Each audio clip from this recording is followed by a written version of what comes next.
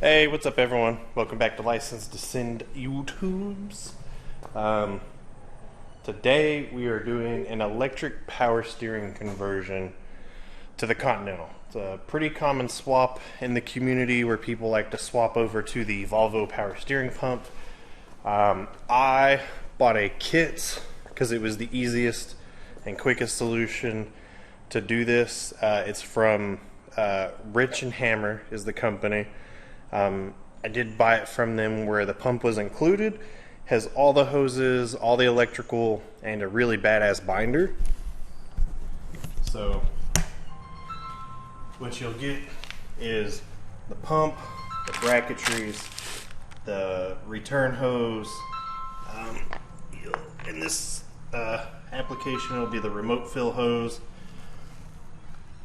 high pressure side, and the wiring needed to activate everything, and a really well detailed binder with templates needed to drill, cut. There's one cut that needs to be done in I think 2 or 3 holes, and all of the instructions with pictures, which is nice. We like pictures. We've already worked on taking a lot of the parts off on the front, which if you're going to be doing this and want to know how to take all the accessories and stuff on the front, we have a video here that you can watch where it shows a lot of that. So right now we've done a lot of work off camera. We have all of the front accessories off to prep for this. So we're going to go over some of the install with the new pump. We did get a 1958 Edsel timing cover that does delete the crank-driven power steering pump. This was more work that we did off camera, but we sandblasted and powder coated this timing cover. You can see it doesn't have the holes here for the crank-driven power steering pump, and we did put a new seal in it. So this is how we're going to delete that power steering pump. What some people will do is they will take the factory pump and they will basically pull everything out of it, loop it to itself, and just pack it full of grease. You know, the power steering pumps are known for leaking a whole lot. I guess, you know, technically even if you packed it full of grease it could still leak. So we were kind of wanting to move away from that really well-known issue.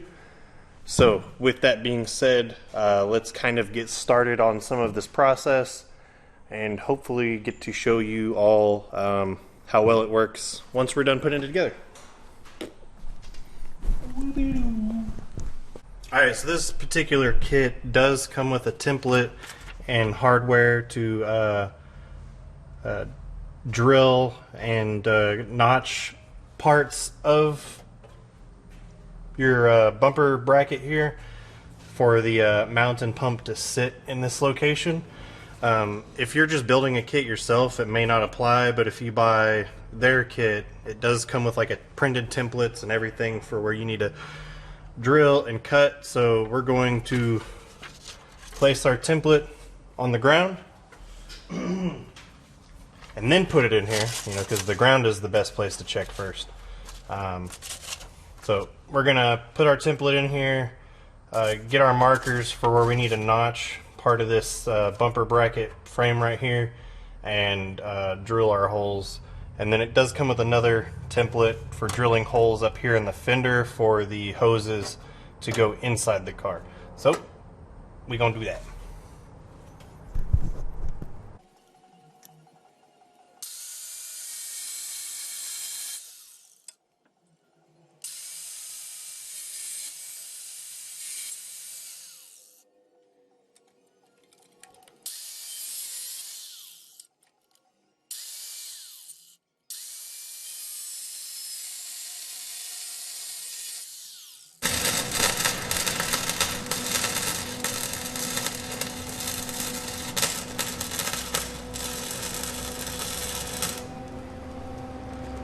Okay, so in our application we wound up welding the bracket into place just due to the differences from the current instructions that are out.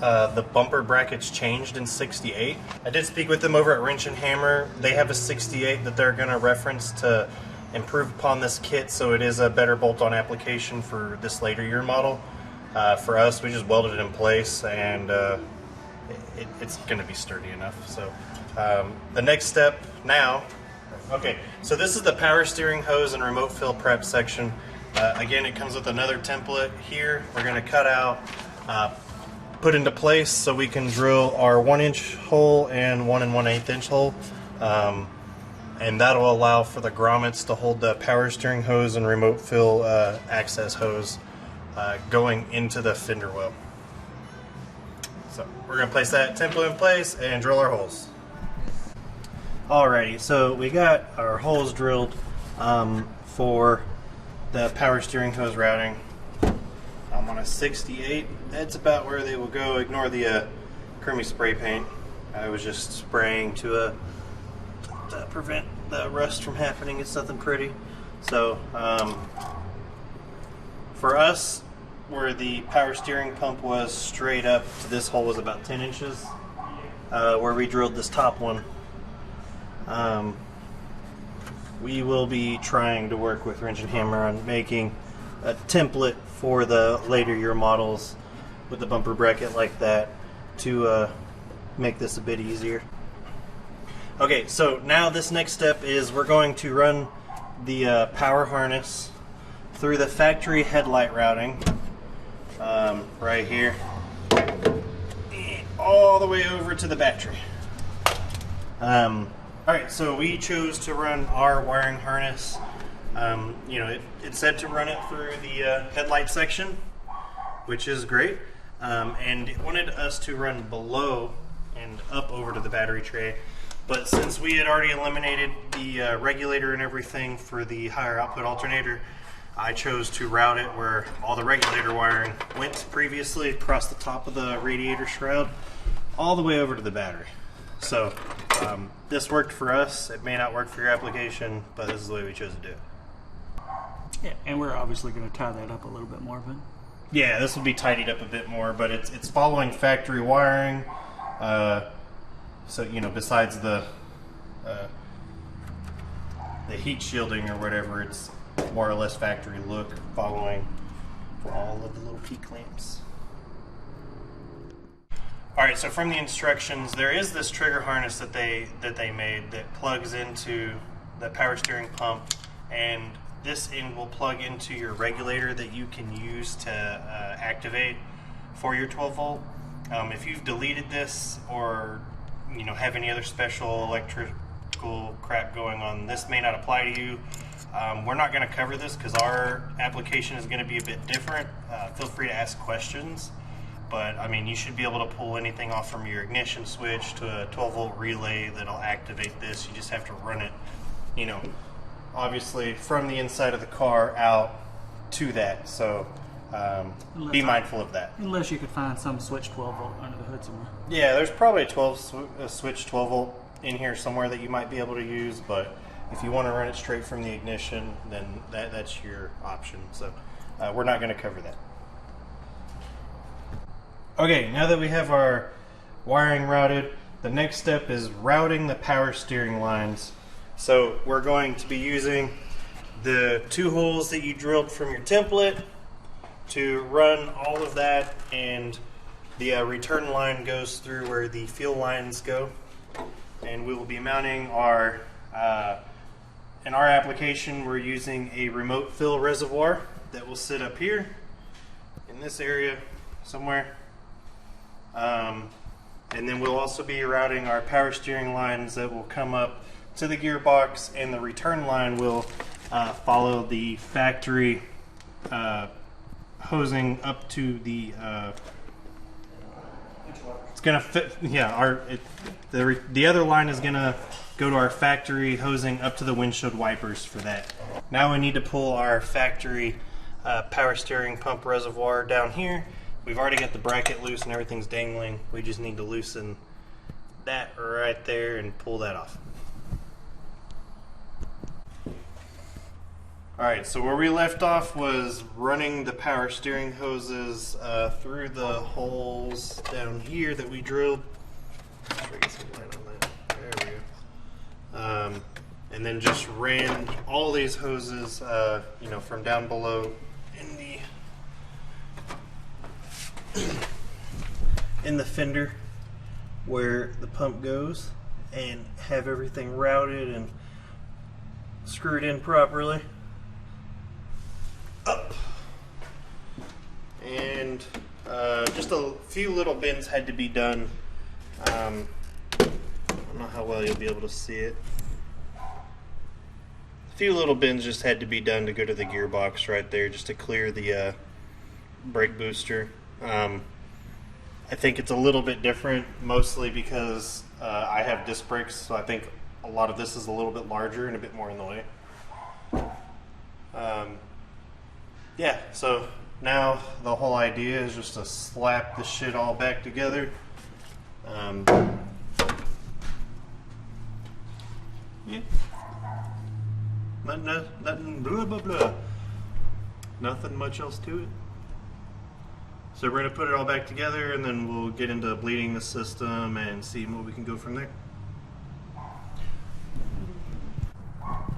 Alrighty, so we got everything back together. You can see here is the spacer that we've talked about early on that helps you delete the crank-driven pump. It takes up that space where the pump usually would sit. That's our timing cover that deletes it.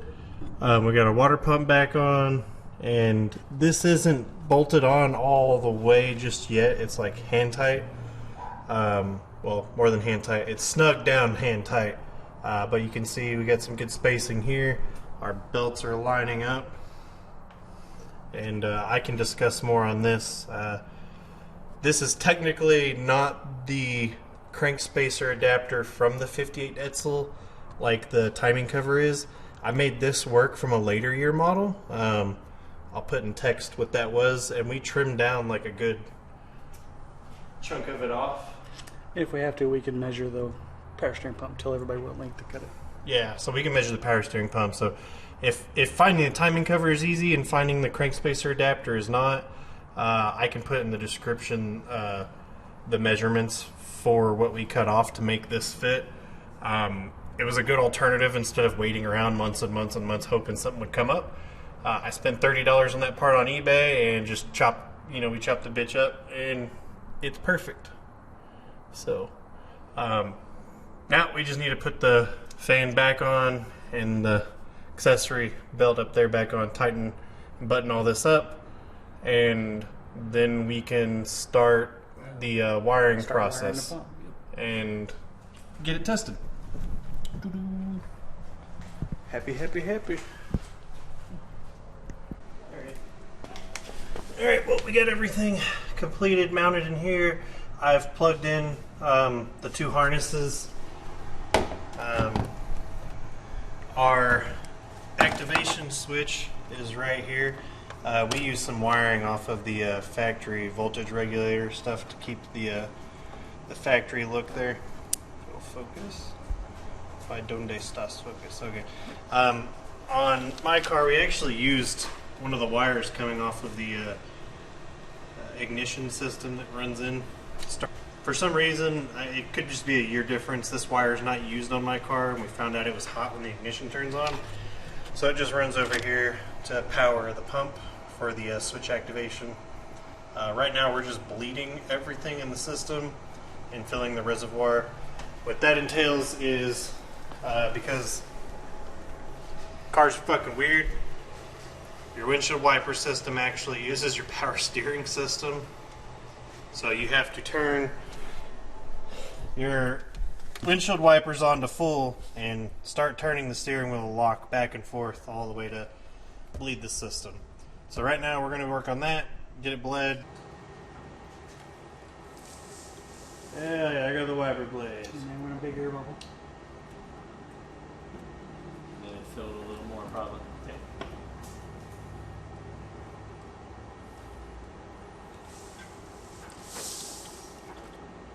Did you hear the fucking... You know, it's almost like when you, well, except then it's almost like the same direction you turn is like. Yeah. It's giving me like Mr. Bean vibes, like fucking strings, dude. It's so weird.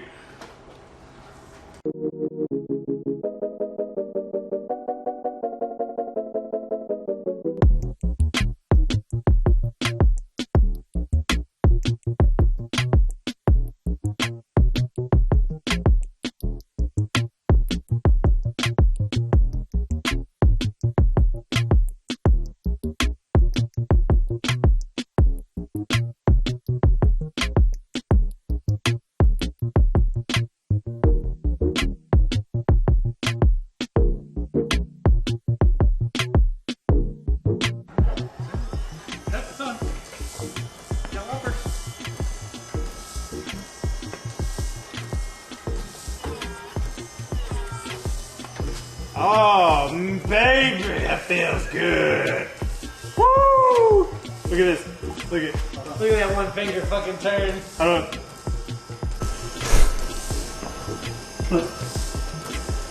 There's some wipers in. This is the weirdest thing in existence to me.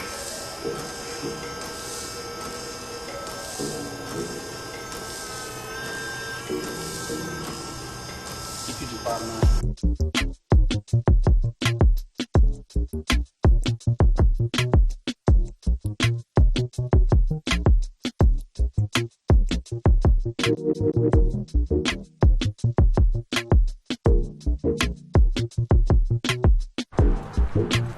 Are you happy, Chris?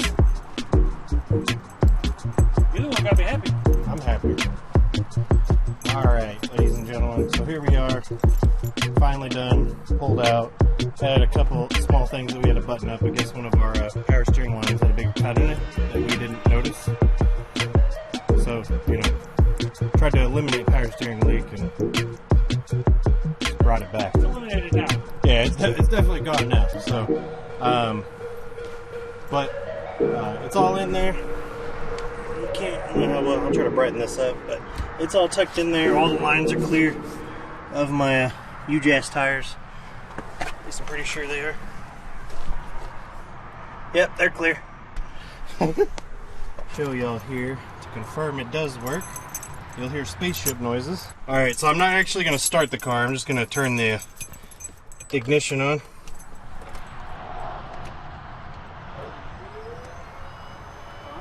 Yep, so you should hear wild spaceship noises. And again, the car's not started, but since the you know, the wipers work off power steering, there you go. And everything works like it should, just a bit more modernized. Oh, while we were at it, we did a fun little project. Ooh, check this out. There we go. Clear it out.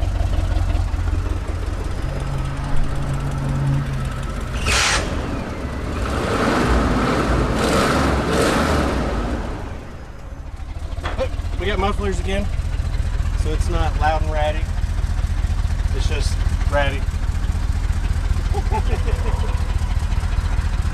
And she's ready for the Canada cruise. Yep, so I'm ready for the Canada cruise now. This video will probably come out after the Canada cruise, just because I want to get that video out fast for the event. So this is before, but will come out after. But that's all there is to it. She's sitting a little bit lower now. I'll show you something funny actually. We were in the grass and made a little impression. We were out here fiddling around and just had the car aired out, and you can see how the mufflers work now. So the rear tires sit right about here.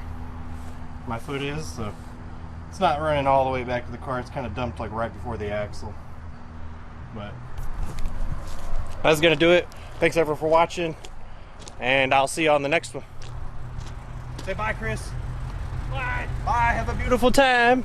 Bye. Have a beautiful time.